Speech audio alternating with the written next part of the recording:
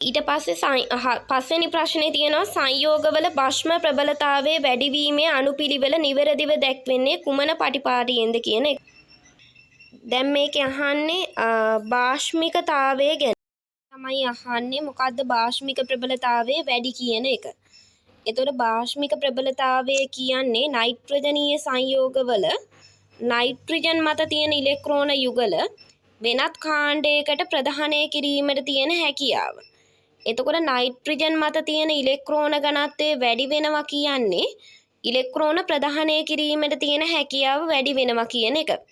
එතකොට ඔයාලා දන්නවා ඇල්කිල් කාණ්ඩ, ඒ කියන්නේ ආර් කාණ්ඩ.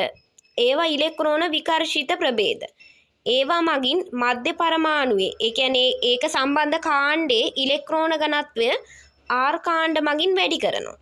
එතකොට දැන් NH3 නිකන් තියෙනවට වැඩිය, තනියම තියෙනවට වැඩිය ඒකට ආර් කාණ්ඩයක් සම්බන්ධ වෙනකොට අර NH3 වලට වැඩිය මේ තුන්වෙනි සංයෝගයේ, ඒ කියන්නේ ප්‍රාථමික ඇමයිනේ ඉලෙක්ට්‍රෝන ඝනත්වය වැඩි වෙනවා.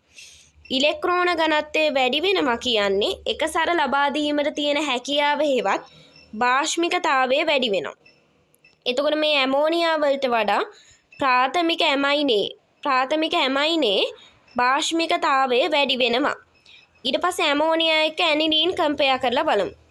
ඇනිලීන් කියන එක බලන්න. ඇනිලීන් කියන්නේ බෙන්සීන්ට NH2 කාණ්ඩයක් සම්බන්ධ වෙලා තියෙන ප්‍රභේදය. එතකොට ඇනිලීන් මේ විදිහට සංප්‍රයුක්ත ව්‍යුහ හදලා ඒ බෙන්සීන් වටා ඉලෙක්ට්‍රෝන විස්ථානගත කරනවා. දැන් ඒ හින්දා අර ඇනිලීන් මත තියෙන දැන් මේ විදිහට බෙන්සීන් වටා එයාගේ ඉලෙක්ට්‍රෝන යුගල යවනවනේ. ඒ කියන්නේ ඍණාරෝපණය යවනවනේ. ඒ හින්දා ඇනිලීන් වල ඉලෙක්ට්‍රෝන ඝනත්වය ඇමෝනියා වලට වඩා අඩු වෙනවා. ඒ කියන්නේ ඇමෝනියා වලට වඩා ඒ කියන්නේ ඇනිලීන් වල භාෂ්මිකතාවය NH3ට වඩා අඩු වෙනවා. හේතුව තමයි NH3ට සාපේක්ෂව අර විදිහට දැන් ඉලෙක්ට්‍රෝන යුගල බෙන්සීන් වටා විස්ථානගත කරනවත් එක්කම NH3ට වඩා ඉලෙක්ට්‍රෝන ඝනත්වය අඩු වීම තමයි ඒකට හේතුව. ඊට පස්සේ ඇමයිඩයයි ඇනිලීනුයි කම්පෙයාර් කරාම ඇමයිඩය කියන්නේ මෙන්න මේක. CH3 සීදිත්ත බන්ධනෝ NH2. ඒ ඇමයිඩය මේ විදිහට සංප්‍රයුක්ත ව්‍යුහ හදනවා. ඒ සංප්‍රයුක්ත ව්‍යුහ හදද්දී කාබොනිල් කාණ්ඩයේ බලපෑම හින්දා නයිට්‍රජන් මත තියෙන එකසර යුගල කාබොනිල් කාණ්ඩයේ මතට මේ විදිහට විස්ථානගත වෙනවා. ඒ විස්ථානගත වීමත් එක්ක අර බලන්න ධනාරෝපණයක් ඇවිල්ලා නයිට්‍රජන්ට ධනාරෝපණයක් ආවා කියන්නේ ඉලෙක්ට්‍රෝන ඝනත්වය ඇනිලීන් වලටත් වඩා අඩු වෙනවා. මෙයාගේ ඇමයිඩ වල ඉලෙක්ට්‍රෝන ඝනත්වය ඇනිලීන්ටත් වඩා අඩු වෙනවා. ඒ කියන්නේ ඇමයිඩ වල භාෂ්මිකතාවය ඇනිලීන්ටත් වඩා අඩු වෙනවා. එතකොට දැන් අවසානට උත්තරේ බලමු.